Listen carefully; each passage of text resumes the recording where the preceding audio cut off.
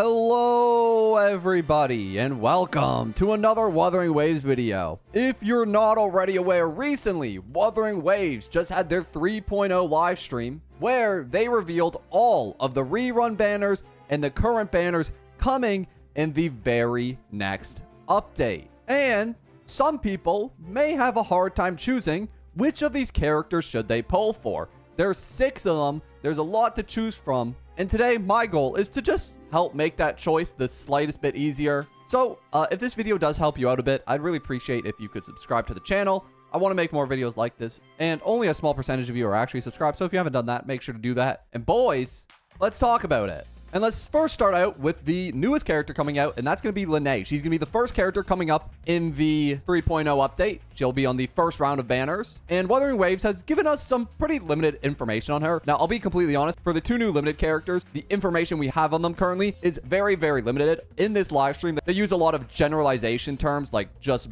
buffs or attacks. They don't actually give a lot of specifics into what these characters actually do, but I do think we have some pretty good information to go off of to know if we want to pull them or not. So the first thing that I want to note before we actually start getting into the characters is the new mechanic that's coming into Wuthering Waves. And that is Toon Rupture / shifting / Toon Strain, which is a pretty convoluted mechanic, but once you get the hang of it, it's actually pretty simple. Basically, what you can do is you can kind of break enemies to interrupt their attacks.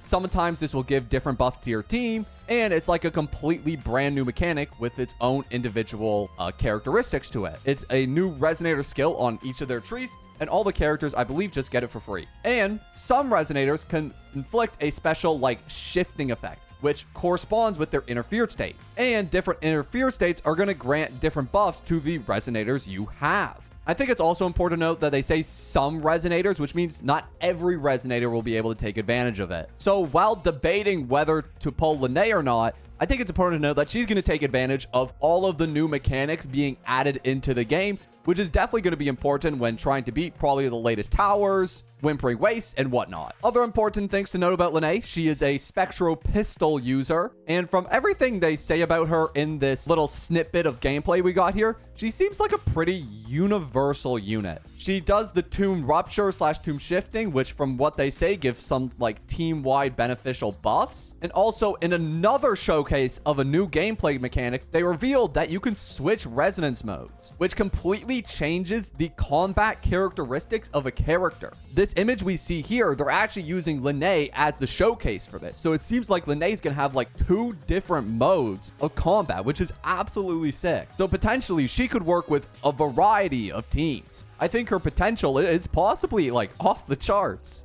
She does aerial tricks. She throws paint cans from the enemies. To be honest, she doesn't even really use the pistol all that much. She more hits them with her roller skates and her motorcycle, which she uses with her intro skill. Now, the next thing that's important to note is what teams does she really work with? Now, that's something that we kind of have to guess towards because, like I said, in this live stream, they don't reveal everything about her kit. But I think it's important to note who she's rerunning beside. And those 2 characters are Cartethyia and then also Ciaccona. And frankly, the female bard I can already see being pretty good for her because of her Spectro Frazzle, which is an ability which we'll get into a little bit later. That's just a little bit of a theory craft on my end, but I feel like when WoW makes a new character banner, they tend to rerun characters that work with the on-banner character. So I feel like they'll do for the same for Lynae. And the next character we're going to talk about, who is going to be Mornye, who, by the way, probably has like top 1 design in all of Wuthering Waves. So if you needed a better reason to pull her, frankly, need no further. Her design is absolutely amazing. But anyways, let's get into a bit of her kit. So what they revealed for this character in this gameplay was pretty limited, but we still got some pretty decent information. We know that her hover cannons assist her in combat. We know that she builds shields. She can heal the team. So maybe she's going to be like sort of a support type role, but also fill kind of a DPS type role too, because she also has the cannons. They do AoE attacks. And frankly, she has some of the sickest gameplay animations I've ever seen. So I feel like she'll probably be like a type of like DPS mixed support role. She also does aerial combat, which makes it a lot easier to fight and dodge bosses. As we saw with Iuno, aerial combat is frankly pretty OP. It makes it a lot easier to dodge and play the game, at least from my experience playing Wuthering Waves. So if you're someone with a bit of a skill issue, this character might help you.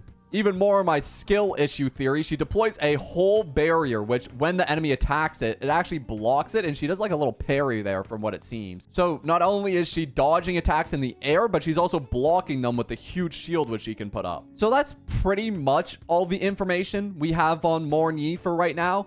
Hopefully, we'll get more specifications in the future on her, though. But for right now, let's get into some of the rerun characters. Let's first talk about Iuno and Augusta. And when talking about these two characters, you should probably talk about them in one sentence.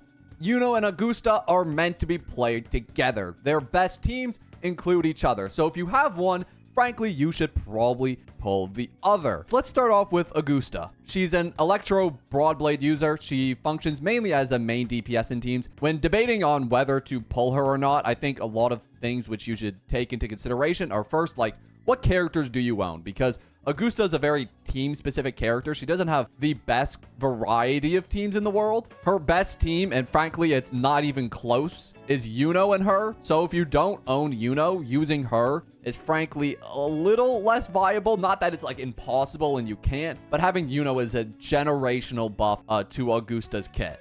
After that, if you don't have Iuno, then like your best free-to-play option is going to be like a Mornye, which is, you know, a little bit rough, but it's still an option. She specializes in heavy attacks, which is why she works so well with Iuno, is because Iuno buffs heavy attacks. Her ultimate is probably the best thing generally about her kit because she has like a time stop mechanic where it just stops everything in the game and she can just go freaking off free. Enemies can't hit you during this state and it pauses everything and you just get off a crap load of damage. She has a little bit of shield generation, but it's not like the greatest thing in the world. So yeah, my general recommendations with Augusta as of right now with the information we have, if you already have Iuno or you intend to pull Iuno, I get her as well, as they work very well together. In any other scenario, I don't really see me pulling Augusta unless I have Iuno. Iuno, on the other hand, is a bit different from Augusta. Iuno has a lot more teams. She can kind of do a little bit of everything. She can give main DPS, some DPS. She gives buffs. She gives healing. She does literally everything. She's extremely, extremely flexible, and she can work with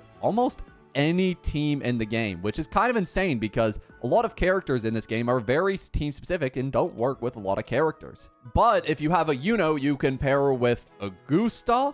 You can use her as a main DPS and get some sub DPS in there, like a Yinlin, Ciaccona, some other characters. You can pair her with any Spectro characters like Phoebe or Zani, although I don't own either of them. So yeah, Iuno has a ton of viability in the game. That being said, she's not like the most meta-defined character in the game. She's not in the same league as like a Shorekeeper in terms of her buffing capabilities or even her healing. But nonetheless, she's still a very valuable pickup. And if you lack a kind of good healer on your account or just an overall good support to provide to an Augusta or some other main DPS that you have, then Iuno can definitely be a very valuable pickup. Next up is probably one of the most valuable pickups in the game, Cartethyia. She is still widely considered to be the best DPS in the game by a majority of players. So if you lack a good option to beat the endgame content, well, frankly, this character is gonna help you out drastically. She has built-in interruptions, so once you actually like kind of know her rotation, it's basically impossible to fail. You can get it off pretty much every time. She's also very self-sufficient. She has healing implemented in her kit, so you don't have to worry about that.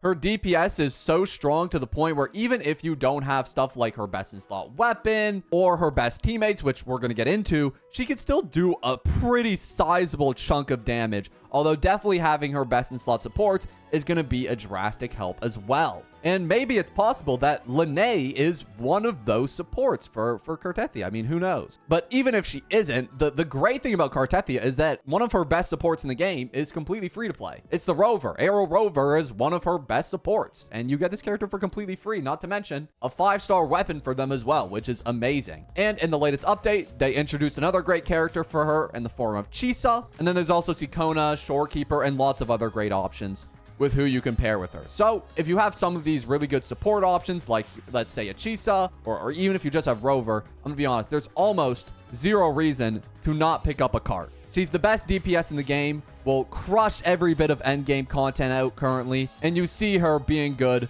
for a lot of the future. So that is my current opinion on Cartethyia. And that is gonna bring us to our last character, Ciaccona, who is a pretty phenomenal support hybrid character. She is currently Cart's best support, but she also works in a variety of DPS teams. Like we discussed earlier, she can work with Iuno, she can work with Gion. She has a implementation in her kit called Spectrofrazzle, so she can also work with Spectro teams as well. One of the greatest things about her is she has this thing called Arrow Erosion, which basically just periodically does arrow damage to the target. So any arrow-focused teams with her in them are very, very powerful. Arrow Erosion and Spectrofrazzle are actually abilities that constantly apply off-field, so even when she's not fighting, she does constant off-field damage, making her one of the best supports in the entire game. She's essentially like the damage over time of Wuthering Waves. So my recommendation for if you should pull her or not is going to be very dependent on what's on your account. So if you have Iuno, Gion, Zani, or Cartethyia, then I think she's a lot more valuable of a pull. So take a look at the characters on your account, establish what you're missing, and then try to fill those roles in the 3.0 banners. That is my full advice for the next update. I hope this video did help you out a little bit. If it did, I really appreciate a like. And maybe if you just have any other thoughts or opinions down below, I'd love to hear them. But either way, that's going to be all for me, boys. And yeah, I'm going to see you all in the next one. Peace.